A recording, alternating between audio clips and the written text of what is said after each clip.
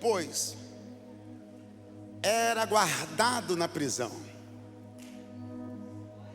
mas a igreja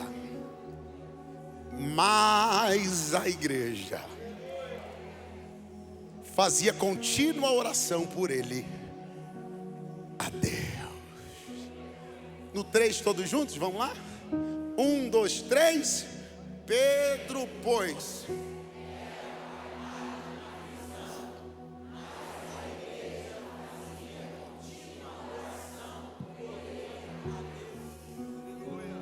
Agora para o vizinho ouvir. No 3, 1, 2, 3.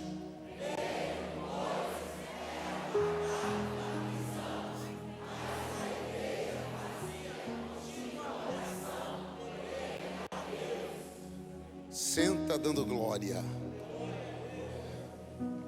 Senta dando glória.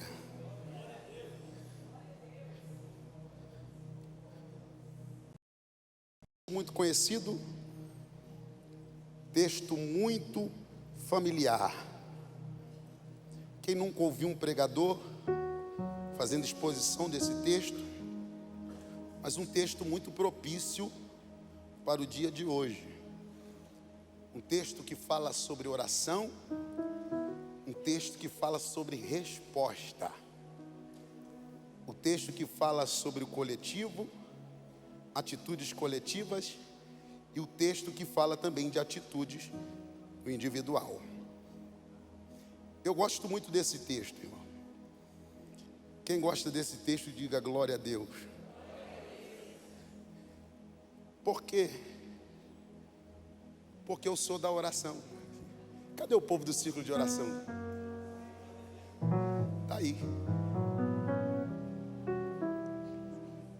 Eu fui nascido e criado numa comunidade lá no Rio de Janeiro, indo para círculo de oração com a minha avó. Consagração. Eu aprendi o caminho, irmão. Depois que toma gosto. A irmã ali está rindo assim, fazendo assim. Um dia eu ouvi de um pregador, e quando a gente chegar lá no céu, a gente vai reconhecer Jesus pelas marcas na mão, nas mãos. Mas Jesus vai nos reconhecer pelas marcas. Cadê o povo que tem marca no joelho aí? Antes de entrar no texto, rapidamente, quero montar uma plataforma, introduzir algo para a gente entrar na mensagem. Quem aguenta me ouvir, diga glória a Deus. O livro de Atos dos Apóstolos é o tratado do Espírito Santo. O livro de Atos dos Apóstolos é o tratado do Espírito Santo. O seu nome já define o seu sentido. Atos. O livro da atitude. O livro da ação. Atos. O livro da atitude. O livro da ação. Atos dos Apóstolos é a dobradiça do Novo Testamento. Fecha os evangelhos e abre as epístolas. Esse livro histórico do Novo Testamento não tem amém. Por quê, pregador? Porque a obra do livro de Atos dos Apóstolos ainda não acabou. A igreja está inserida nele. Eu e você estamos inseridos nesse livro, dando continuidade, escrevendo mesmo. Por quê, pregador? Não tem amém. Porque alguém ainda vai se levantar através da pregação que vai sair da tua boca. O traficante, a prostituta, o pai de santo. Deus vai te usar ainda para levantar alguém que está caído. E esse que está caído vai se pôr de pé através da tua pregação. O livro de Atos dos Apóstolos é dividido em 3 partes. Quantas partes? Quantas partes? Eu falo e vocês repetem. A ascensão de Cristo. Mais forte. A ascensão de Cristo. Descida do poder do Espírito Santo. E expansão da igreja. Diga crescimento da igreja. No capítulo 1 trata da ascensão de Cristo. No capítulo de número 2, a descida do poder do Espírito Santo. No 3, a cura de um coxo e o discurso de Pedro. No 4, Pedro e João perante o Sinédrio. No 5, os apóstolos milagrosamente são tirados da prisão e dão testemunho perante o sinédrio. No 6, a instituição dos diáconos. No 7, o martírio de Estevão. No 8, o evangelho está chegando lá em Samaria, oh glória. E no 9, a conversão de um homem chamado Saulo no caminho de Damasco. E no 10, a conversão de um homem chamado Cornélio. E no 11, Pedro justifica-se perante a igreja por ter batizado Cornélio. E no 12, é aqui que eu quero ficar e pregar. Tiago é morto ao fio da espada. E agora Pedro é preso, sentenciado à morte por Herodes Agripa I. Pregador, quem registra isso? Quem registra isso é o doutor Lucas. Quem registra isso é o Lucas, o médico. Aquele que não foi discípulo de Jesus, mas foi discípulo de Paulo. Aquele que, diferente de Mateus, quando vai falar de Jesus no Evangelho, escreveu para os judeus. Lucas, diferente de Mateus, que escreveu direcionado para os judeus, escreveu para os gregos, a nata da época, o povo mais intelectual. Eu gosto de Lucas, porque Lucas ele é cirúrgico na escrita. Lucas ele tem uma escrita polida no seu grego. Lucas ele é detalhista. Quando ele vai falar de fatos, pastor Josué, que permearam o crescimento da igreja do primeiro século, ele é detalhista. Quando vai falar no capítulo 12 do ápice do crescimento da igreja. O capítulo 12 é o ápice do crescimento da igreja. Mas a gente percebe que a mesma igreja que está crescendo no capítulo 12 de uma forma extraordinária é a mesma igreja que também está sendo perseguida. No mesmo nível, a igreja que está sendo, ou melhor dizendo, crescendo, também está sendo perseguida. Mas eu gosto de falar isso aqui, por quê? Porque ninguém cresce sem perseguição, gente. Ninguém cresce sem oposição. Ninguém cresce sem enfrentar resistência. Ninguém cresce na zona de conforto. Ninguém cresce sem enfrentar guerras. Ninguém cresce sem passar por processos. Ninguém cresce sem viver tempestade da vida. Ninguém cresce sem enfrentar um adversário. Oh, aleluia! Tem gente que olha para a tempestade, para as guerras da vida, para as perseguições da vida, olha com um olhar negativo. Mas eu tenho uma notícia para quem trouxe a mão para levantar e a boca para dar glória. Guerra na vida de um crente não veio para ser. Guerra na vida de um crente veio para estar. Aquilo que veio para estar é transitório. Bate no ombro de alguém e diga: vai passar. É para te amadurecer, é para te forjar, é para te fazer um pai melhor, é para te fazer uma mãe melhor, é para te fazer um filho melhor. Estou profetizando, irmão.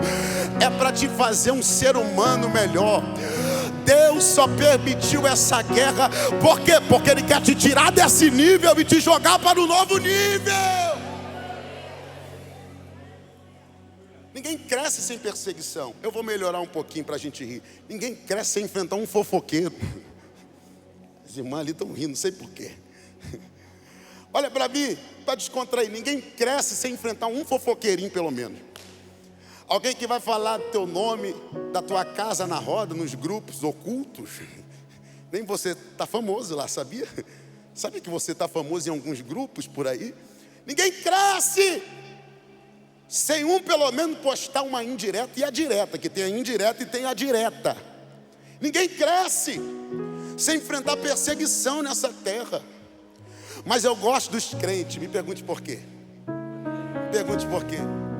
Porque crente é que nem omelete. Cadê as cozinheiras que já estão entendendo e dando glória? Cadê as cozinheiras, gente? Ninguém cozinha aqui não, gente. Eu vou de novo. Cadê as cozinheiras, gente? Crente é que nem omelete. Quanto mais bate nele, em vez de ele parar, em vez de ele retroceder, em vez de ele murmurar, em vez de entregar a carteirinha, já ouvi um aleluia ali, em vez de retroceder, ele avança. Em vez de entregar a carteirinha, em vez de murmurar, aí que o glória dele é diferente. Quem está perseguindo a igreja aqui é Herodes Agripa I, pai do Herodes Agripa II, sobrinho do Herodes Antipas, neto do Herodes o Grande. Quem é o Herodes Antipas? Aquele que mandou matar João Batista. Quem é o Herodes o Grande? Aquele que mandou matar as crianças na época que Jesus nasceu. Quem é esse povo pregador? Tudo gente má, tudo gente que não tem aliança com Deus e persegue o povo de Deus por influência política. Parece que eu estou pregando essa mensagem, pastor Vitinho, essa mensagem é muito atual. Gente que persegue o povo de Deus e ele quer estar embasado na lei para perseguir o povo de Deus. Gente que persegue o povo de Deus por influência política, e o texto diz para a gente que também é influência religiosa. Porque no capítulo 12, versículo 1, diz assim: por aquele mesmo tempo, o rei Herodes estendeu as mãos sobre alguns da igreja para os maltratar, e matou a espada Tiago, irmão de João. E vendo que isso agradara os judeus, continuou mandando prender a Pedro. E eram os dias dos asmos. Herodes está perseguindo a igreja. Herodes ganhou apoio político. Por quê? Porque ganhou apoio de dois imperadores romanos da época, Cláudio e Calígula. E não obstante de ganhar o apoio, também ganhou autoridade para governar na Judéia, Samaria, Decápolis, que quer dizer 10 cidades, e também na Transjordânia. Ou seja, Herodes, que tipifica o inimigo, olhe para mim aqui, quem está comigo diga glória a Deus. Herodes, que tipifica o adversário, Herodes, que representa Satanás aqui, está perseguindo a igreja por influência política, e não obstante de ganhar esse apoio, também ganhou autoridade para governar nessas regiões. Mas entenda uma coisa: Herodes tem poder e autoridade para governar na horizontal, mas lá vai. O Deus que manda, pegou, né, varão? O Deus que manda na vertical. Vou de novo. O Deus que manda na vertical tá de olho em quem está governando na horizontal. Fica tranquilo. Ele está de olho. Ele não esqueceu do povo dele, não. Entenda isso. O capítulo 12 é interessante porque a igreja está sendo perseguida, sim ou não? Sim ou não, gente? Mas antes do 12 a igreja já estava sendo perseguida, gente. Mas a igreja foi perseguida por Herodes no coletivo. Mas Herodes não teve êxito. E não tendo êxito no coletivo, ele muda a estratégia. Por quê? Porque Herodes tipifica Satanás. Herodes tipifica o inimigo. Herodes tipifica o adversário. E como o adversário atua? Assim. Ele tenta na primeira, não conseguiu na primeira, ele muda a estratégia. Herodes não teve êxito, meu amigo Josué, na perseguição no coletivo. Então ele muda a estratégia e passa a perseguir o povo no individual. Mas por que ele não tem êxito na perseguição no coletivo? Porque ninguém para uma igreja unida. Bate no ombro de alguém e diga para ele: ninguém para uma igreja unida. Ele não pegou não, diga para ele: ninguém para uma igreja unida. Posso falar um negócio aqui? Posso? Sim ou não? Sim ou não, gente? Vai apertar, mas vai curar. Eu nunca vi espírita brigando com ninguém, debatendo na internet, falando mal de espírita. Eu nunca vi católico falando mal de católico. É só abrir a rede social e agora vai ter um crente falando mal de outro crente. Vocês estão aí, gente, ainda? Vocês estão aí, gente? É uma verdade. A gente não pode. É uma verdade. Eu nunca vi povo para se dividir, se perseguir um ao outro como crente. Mas ainda bem que aqui na De Bueno, Deus está levantando um povo diferente, que anda na contramão da lógica. Entendeu o que o apóstolo Paulo disse? O que é que ele disse? Em Efésios 6, versículo 10 em diante, Vitinho. A nossa luta não é contra a carne. Ele está dizendo, não é só minha luta. Ele está dizendo, a luta é nossa. Diga para quem está do teu lado aí, prega comigo por gentileza. Diga, a tua luta não é só tua. Diga, se precisar de mim na oração, estou contigo. Ah, ele não entendeu não, ele não entendeu. Diga, a tua luta a partir de hoje não é só tua. Se precisar de ajuda, conta comigo. É o povo mais unido do Goiás. É um ajudando o outro. Entenda isso. Não teve esse na perseguição no coletivo, então mudança de estratégia. Foi perseguir no individual. Mas quem ele foi perseguir? A liderança da igreja. Se precipitou. Porque ele vai perseguir Pedro. Já estava perseguindo Tiago, matou Tiago ao fio da espada e agora vai perseguir Pedro. Mas entenda, Herodes está perseguindo a liderança da igreja, pensando que a liderança, pastora, é a dona da igreja. Mas a liderança aqui na terra que foi estabelecida por Deus não é a dona da igreja. A igreja tem um dono. Perseguir o pastor, está perseguindo não só ele, está perseguindo o dono. Se eu tivesse no corpo desse povo que persegue pastor, eu tinha mais medo de Deus. Porque eles esquecem que quando perseguimos o líder da igreja, estamos perseguindo também o dono da igreja. Uma certa feita, fica de pé, meu amigo, rapidinho. Jesus olhou para Pedro e explicou essa situação. Ele olha para Pedro e diz assim: quem está comigo, diga glória a Deus. Tu és Pedro. Pedro no grego quer dizer Petros. Petros no grego quer dizer fragmento de pedra. Jesus está olhando para Pedro e dizendo: tu és Pedro, um fragmento de pedra, mas sobre esta grande pedra, que sou eu, Pedro. Eles não pegaram não. Sobre esta grande, tu é pequeno, mas sobre esta grande, tu é mais frágil, mas sobre esta grande, tu se acha pequeno, inferior, mas não se trata de você, Pedro. Sobre esta grande pedra, que sou eu, edificarei a minha, olha Jesus, a minha. Eu vou de novo, a minha igreja, Pedro. A igreja tem dono, Pedro. Levanta a mão que eu vou profetizar. Acabou não. E as portas do inferno. Ah, se alguém pegar isso aqui. E as portas do inferno não prevalecerão contra a igreja do Senhor. Por muito tempo eu, quando comecei a pregar, entendi esse versículo, Vitinho, de uma forma precipitada. Por quê? A gente cita ele, parece até jargão, e a gente não interpreta bem. Por quê? As portas do inferno não prevalecerão contra a igreja do Senhor. A gente, quando não tem um entendimento mais amplo, profundo, parece até que a pressão aqui é na igreja. Mas a porta aqui não é da igreja. A porta aqui é do inferno. Não é o inferno fazendo pressão na porta da igreja. É a igreja fazendo pressão na porta do inferno. Eu vim declarar que essa noite, na quarta da resposta, o inferno está sendo obrigado a recuar. Faz um barulho nessa bateria. Cadê o baterista? Eu vou de novo. Eu vim declarar na quarta da resposta que o inferno essa noite está sendo obrigado a recuar, porque a igreja está fazendo pressão na porta do inferno. E por que a coisa muda aqui? Pergunte, por que, pregador? Pergunte, por que, pregador? Por causa da oração. Repita, oração. Diga mais forte, oração. Não, isso aqui já era para ter gente marchando falando isso aqui, essa expressão. Diga, sorrindo, oração.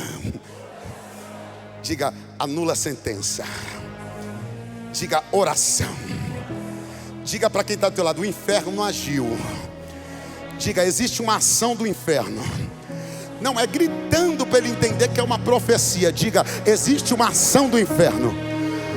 Mas diga para ela, a igreja reagiu. Diga, reagiu da melhor forma. Diga, sabe qual? A forma que quebra cadeias, a forma que anula a sentença, olha lá, a forma que desfaz laço de morte. Ficou de pé ali, conforme essa oração. Cadê o povo que ora? Cadê o povo da guerra? Cadê o povo da oração? Anula a sentença. Tem feitiçaria sendo desfeita aqui por causa do joelho de alguém. Tem gente sendo alcançada aqui por causa da palavra lançada da boca de alguém. Eu entendo que a oração é poderosa. Tu entende também? Tu entende? Tu entende? Quem entende isso? Quem entende isso? Uma certa feita, a Bíblia diz que existia uma sentença para um rei chamado Ezequias. A sentença era de morte, o decreto era de morte. Pode continuar. O decreto era de morte, mas a Bíblia diz que o rei se arrependeu, virou a cara para a parede e orou. Então Deus diz para Isaías: volta lá, acrescenta mais 15 anos, porque eu ouvi a oração. Levante a mão que eu vou liberar uma palavra. Deus ouviu a oração, mas Deus também viu o choro. Deus vê a oração, mas Deus também vê o choro. E por sinal que Ezequias iria vencer Senaqueribe, Deus olha para a terra e diz assim: por sinal, eu vou fazer o relógio de Acais voltar, retroceder 10 graus. O que é isso? Não é o sol voltar. O relógio de Acais era uma torre. O sol refletia nessa torre e a sombra da torre marcava o tempo. Alguém vai pegar? Marcava a hora. Quando ele diz que o relógio de Acais vai retroceder 10 graus, Deus está dizendo: não é o sol que vai voltar. Quem entende de rotação e translação sabe, não é o sol que se movimenta, é a terra que se movimenta. Levante a mão, porque eu vim liberar. A tua oração é tão grande, o poder do teu joelho é tão grande, que faz Deus fazer algumas doideiras de vez em quando. Deus fez a terra retroceder. Deus fez a terra girar o sentido contrário. Para quê? Para mostrar para Senaqueribe que ainda existe um Deus zeloso. Pega na mão de quem está do teu lado, levanta a mão dele que eu vou liberar. Eu vim profetizar que o nosso Deus é capaz de fazer a terra girar ao nosso favor. O nosso Deus é capaz de fazer a terra girar ao nosso favor. Eu estou vendo a mão de Deus aqui. Eu estou vendo a mão de... Já vai tomar vaso ali, ó. Eu estou vendo a mão de Deus tocando na terra, pastor Vitinho, e girando a terra em favor de crente. Mas não é no sentido horário, não é no sentido da lógica. Eu estou vendo Deus girando a terra em favor da tua família. Como? No sentido da contramão da lógica. Não é aquilo que tu está acostumado a viver. Deus está dizendo, usando a minha boca: eu toco na terra com a minha mão, e com a minha mão eu faço um movimento nela. Se alguém entendesse essa revelação. E esse movimento que eu faço, tu vai viver uma noite que tu vai sair do ordinário para o extraordinário. Tu vai sair do natural para o sobrenatural. Vou de novo. Tu vai sair do campo do possível para o campo do impossível. Tu vai parar de viver as mesmas coisas para viver experiências novas. Está caindo alguma coisa sobre nós. Está caindo alguma coisa sobre nós. Eu vim declarar que por causa da nossa oração vai acontecer algo inesperado, algo que anda na contramão do que é lógico. Tu vai viver experiência que tu nunca viveu. Diga para quem está do teu lado: tu vai viver. Diga: se prepare. Diga: o relógio de Acais está retrocedendo 10 graus. Diga: Deus está movimentando a terra ao nosso favor. Se alguém pegasse e levantasse duas mãos pela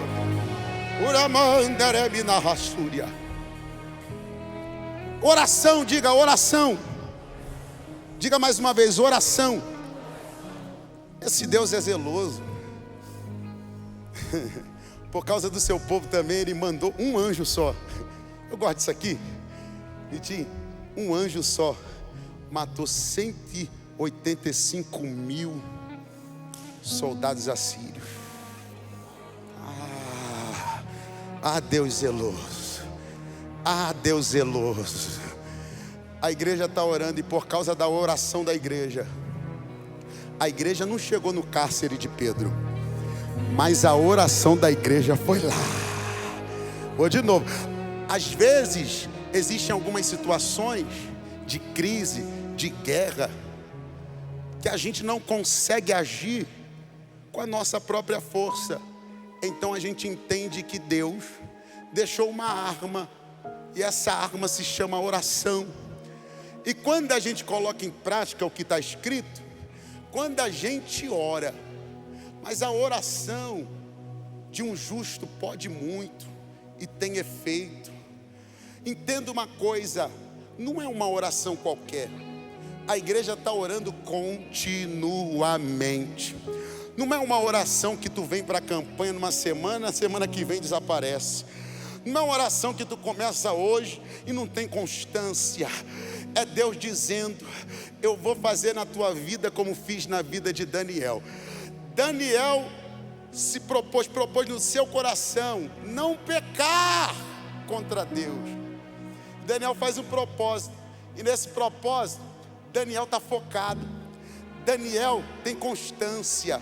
E a Bíblia diz que foram 3 semanas, 21 dias de guerra. E quando o anjo chega, o anjo disse para Daniel que a resposta já tinha sido liberada desde o primeiro dia. Mas existia uma batalha no mundo espiritual. O príncipe da Pérsia impediu. Então Deus vai enviar reforços. Deus envia Miguel, Miguel abre espaço, o anjo desce com a resposta. Por quê? Por causa da oração e do propósito de alguém fiel na terra. Entenda uma coisa, o mundo espiritual existe, o mundo espiritual é real. O mundo espiritual rege o mundo físico. Antes de acontecer aqui, já aconteceu no mundo espiritual há muito tempo. Irmão, Deus não vai te abençoar, Deus já te abençoou. A Bíblia diz que Deus já nos abençoou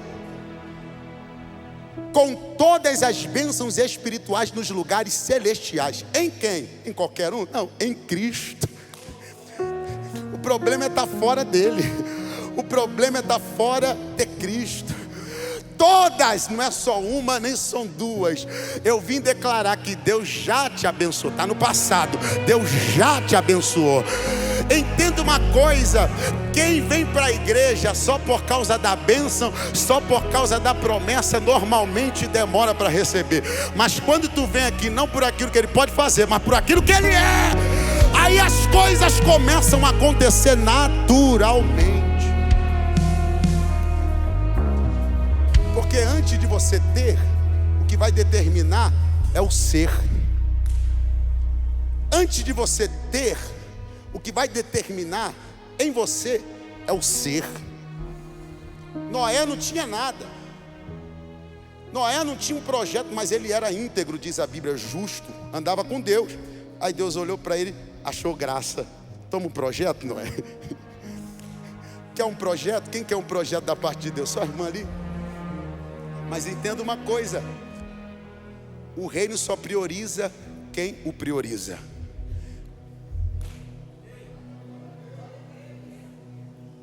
A gente precisa entender isso. A igreja está orando incessantemente. E a Bíblia diz que Pedro está preso, para me começar a terminar. 16 soldados guardando Pedro. Diga, 16 soldados. Sorria para quem está do teu lado e diga assim: para que tanta gente para guardar um apóstolo? Não é um bandido, não é um traficante. Diga, é um apóstolo. Lá vai. Vem cá pregar comigo de novo, Pedro. Tu me perdoa, tu não é tímido mesmo? Bate aqui. É vascaíno que nem eu. Olha para mim, quem está comigo, diga glória a Deus. Diga mais uma vez: para que tanta gente para guardar um apóstolo? Não é um bandido, é um apóstolo. Lá vai, para quem está ligado. é porque o adversário... Vem cá, Pedro, fica aqui, encosta aqui, senta aqui.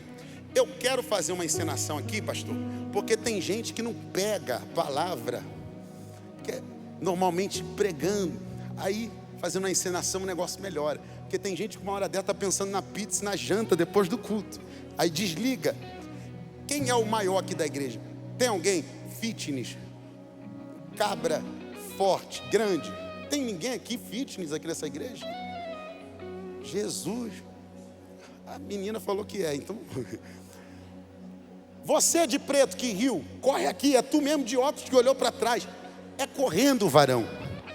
Correndo, varão. Qual o teu nome? Renato. A partir de hoje, tu serás Herodes. Vai lá para a ponta lá. E para de rir, porque Herodes não está olhando para Pedro e rindo, gente. Fica lá na ponta, em pé, lá na ponta. Quem está vendo o Renato que agora é Herodes? Renato agora é Herodes. Quem está vendo o Renato que é Herodes? Diga glória a Deus. Quem está vendo o meu amigo Pedro? Diga aleluia. Entende isso aqui. Para que tanta gente para guardar um apóstolo? Diga mais uma vez, para fixar na mente. É didática. Diga para quem está do lado, para que tanta gente? Lá vai, eu vou falar. Pode falar, pastora? É porque o teu adversário, olha para mim, conhece a tua história.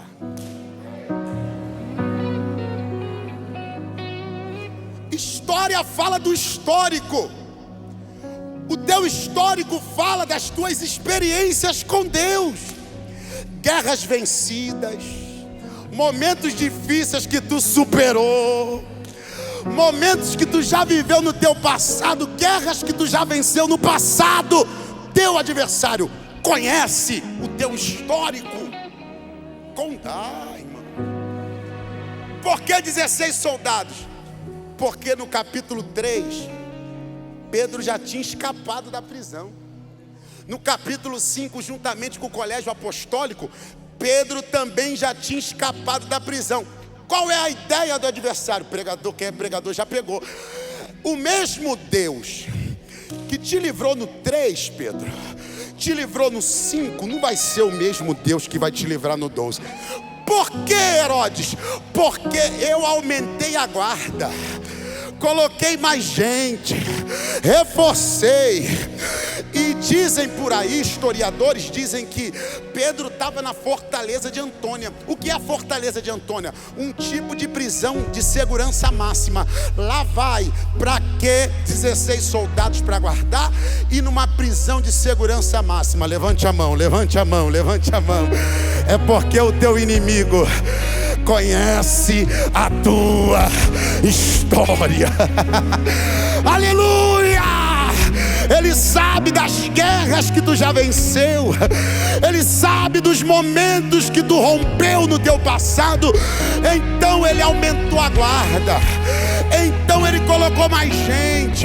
Entenda, para Herodes, a fortaleza de Antônia, que possivelmente é o lugar que Pedro está preso, o lugar é inacessível. Herodes está dizendo, ninguém entra lá, ninguém consegue acessar o lugar onde Pedro está.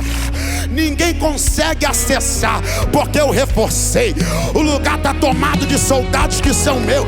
Mas olha uma coisa, Herodes, o nosso Deus é o Deus que tem a chave de todas as...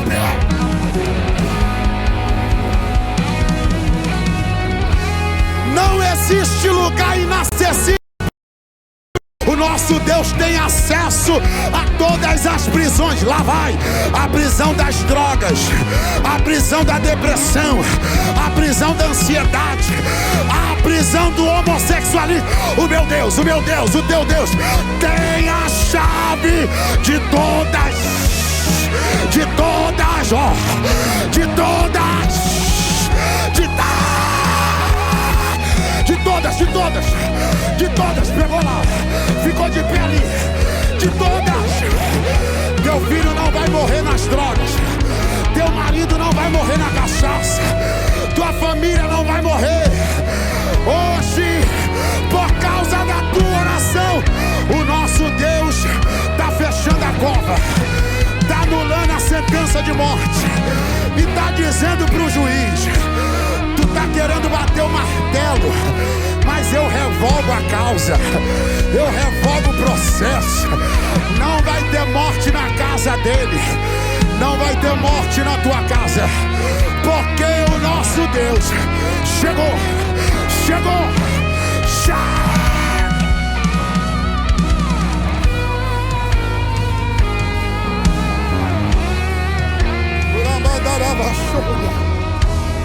Eu preciso encerrar. Posso concluir, pastor, rapidamente? Quem está comigo, diga glória a Deus. Pega na mão desse crente aí. Desculpa, mas carioca é chato com essas coisas. Mas eu sei que tu tem comunhão com ele. Profetize e diga: pegou a palavra. Diga: pegou a palavra. O nosso Deus tem acesso. Tem acesso. Se tem acesso, tem a chave. Diga: não vai ter morte. Diga: vai ter mudança de sentença. Diga: vai ter mudança do laudo médico. Ai, vai ter mudança.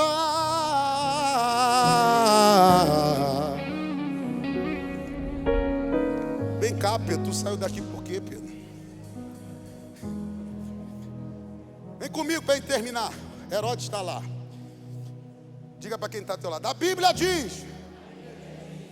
Mais forte, diga: a Bíblia diz que na noite, diga que na noite, que Herodes iria fazer Pedro comparecer para ser morto. A Bíblia diz que na mesma noite, Herodes quer frustrar os sonhos, né? Herodes quer calar o profeta, o apóstolo, né? Lá vem ele, querendo frustrar os sonhos. A Bíblia diz que o anjo chegou primeiro. Eu vou de novo. Levante a mão. Ele está vindo. Quer frustrar teus sonhos. Ó o anjo. Aqui não. Aleluia! Por quê? Porque Herodes estava se preparando ainda. A Bíblia diz que o anjo se antecipa na frente do inimigo. Porque o meu Deus, o teu Deus é mais rápido. Enquanto o teu adversário está pensando em te matar, enquanto o teu adversário está pensando em te parar, enquanto o teu adversário está fazendo projeto para te fazer comparecer para a tua vergonha, para te fazer comparecer para você se frustrar, o teu Deus já mandou anjo na prisão. Diga para quem está do teu lado: e chegou primeiro. Diga: chegou primeiro. Não vai ter morte, por quê? Porque Deus chegou primeiro. Porque Deus mandou o livramento primeiro. Deus se antecipa. Agora senta que eu vou fazer um negócio aqui. Só até aqui, Herodes. Depois o Pix. Quem está comigo, diga glória a Deus. Olha Pedro aqui. Para encerrar, rápido. O anjo chegou, sim ou não? Sim ou não, gente? Se o anjo chegou, o milagre chegou. Se o anjo chegou, o céu também chegou. Se o anjo chegou, o milagre chegou. E se o milagre chegou, o escape também chegou. Eu aprendi que milagre não acontece de qualquer forma. Por quê? O que determina milagres são as nossas atitudes. Deus não faz milagre na nossa vida sem a nossa ação primeiro. Por quê? O céu mais reage do que age. A gente quer que Deus faça algumas coisas na nossa vida, mas a gente não quer trabalhar. A gente não quer fazer também. Entenda, o que determina milagres são as nossas atitudes. Porque milagres são provocados. Glória a Deus. O anjo chegou assim ou não? Curva a cabeça, Pedro, assim. E quando o anjo chega, eu acho que o anjo, Vitinho, teve um impacto. Porque o anjo chega e Pedro, fecha o olho, Pedro. O anjo chega na prisão e Pedro está o quê? Dormindo. É possível viver milagre dormindo, Josué? É possível ouvir a voz que vai bradar pela boca do anjo, e a voz não é um pedido, é uma ordem, dormindo? Tem como ouvir a voz de Deus dormindo? Se está dormindo, precisa acordar, sim ou não? Olha o que o anjo vai fazer. A Bíblia diz: vai tocar para despertar quem está dormindo. O céu nem liberou uma palavra ainda, o céu só tocou. E o toque do céu só sente quem é sensível. Cadê? Porque existem momentos que Deus não vai liberar uma palavra em primeira instância, mas Ele vai tocar em você. Ai, irmão, estou todo arrepiado aqui. Mas só sente o toque que não é da terra quem é espiritual. Esse toque, esse arrepio, não é emoção não. Esse arrepio não é apenas emoção não. É Deus despertando você. É Deus dando um saculejo na tua vida e dizendo: acorda, porque hoje a noite não é a noite do ordinário. Hoje é a noite do extraordinário. Diga: tocou. Diga: tocou. E depois que tocou, lá vem a palavra. E a palavra é uma palavra diferenciada. Qual? Levanta-te depressa. Levanta-te na Bíblia fala de posicionamento. Jeremias 18. As palavras vieram a Jeremias e as palavras foram: Jeremias, levanta-te, desce à casa do oleiro. Por quê? Porque lá te farei ouvir as minhas palavras. Mas olha para mim aqui. Para Jeremias foi levanta-te. Para Pedro, levanta-te de... Vem cá, irmão, tu vai ter que pregar comigo aqui agora. Vem cá rapidinho. Quem está vendo a irmã aqui da glória? Quem está vendo a irmã da aleluia? Para Jeremias foi levanta-te. Para Pedro foi o quê? Levanta-te depressa. Levante a mão que ela que vai profetizar para você. É o que Deus está dizendo para essa igreja? Levantem-se depressa. Vai de novo. Levantem-se depressa,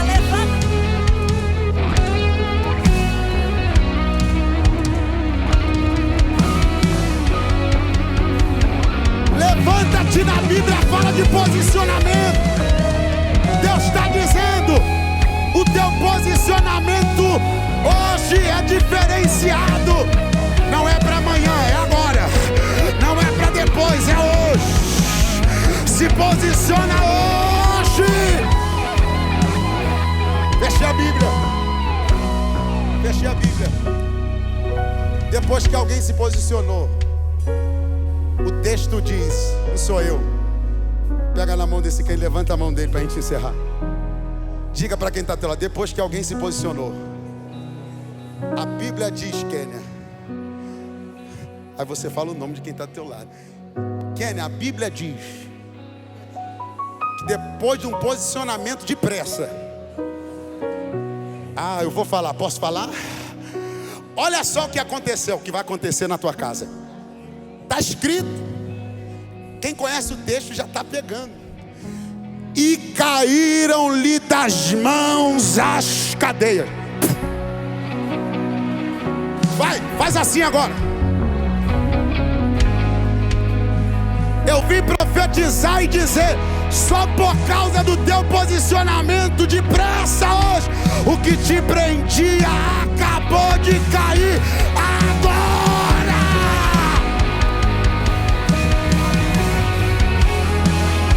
Não te prende mais,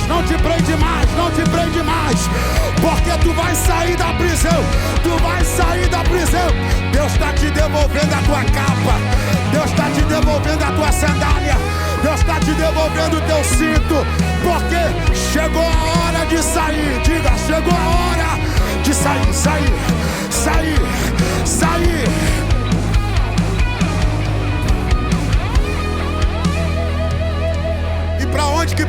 vai lá e bate lá naquela porta lá, corre. Vem cá, Vitinho, pode subir. Só o Vitinho, bate na porta aí, bate na porta. Virado pra lá, bate na porta assim. O que é que ele tá fazendo, gente? O que é que ele tá fazendo, gente? Vitinho, o que é que ele tá fazendo aí, Vitinho? Bate de novo que eles não pegaram não. Porque isso aqui não é qualquer porta. Isso aqui é a porta da casa da irmã Maria. E o que é que eles estão fazendo lá dentro? Orando por Pedro, que está batendo na porta do lado de fora. Eu vim dizer para você que enquanto tu ainda está orando continuamente, teu milagre está do lado de fora batendo na porta, no teu endereço.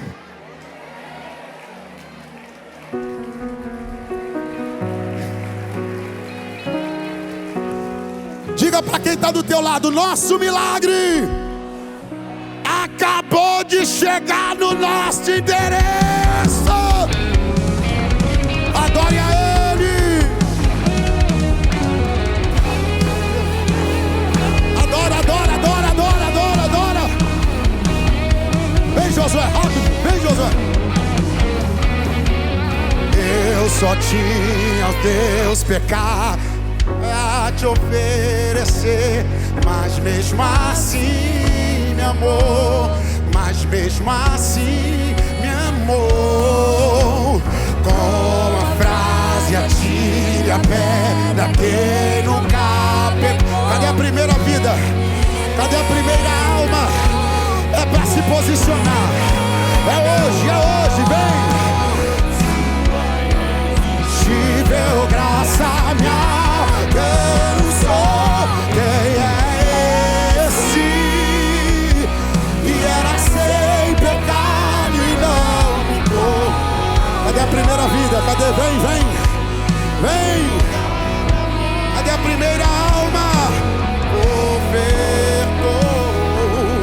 o cordeiro que por mim se entregou nos meus pecados. Cadê você? Vem pra Jesus. Quem é este? Cadê a primeira vida? Vem, Jesus te ama. Jesus te ama. O cordeiro que por mim se entregou.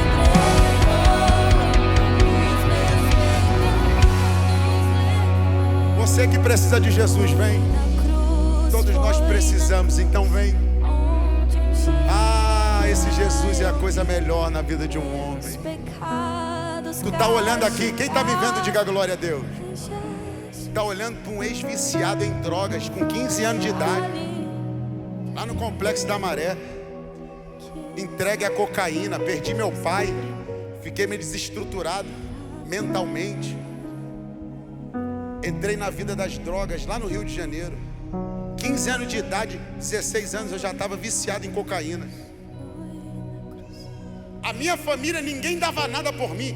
Eu magro, dessa finura. Ficava fora de casa dias.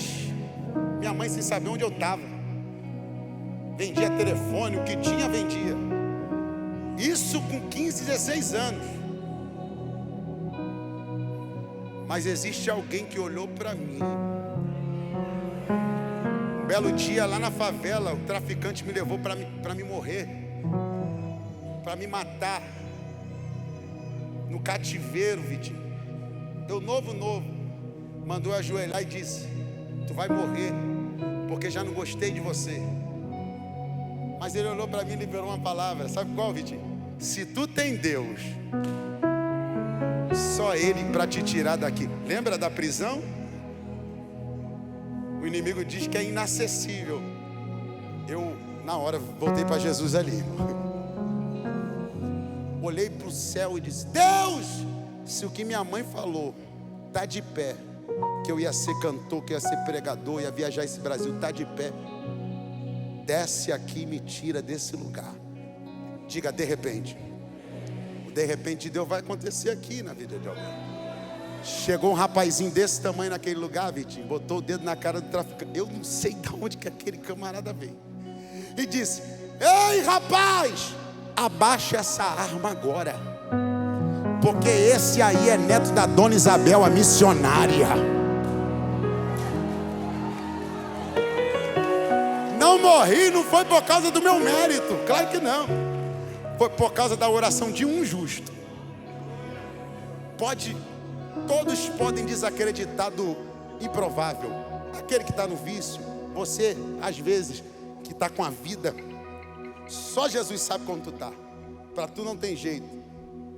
Mas a oração de um justo, o rapaz mandou embora daquele lugar.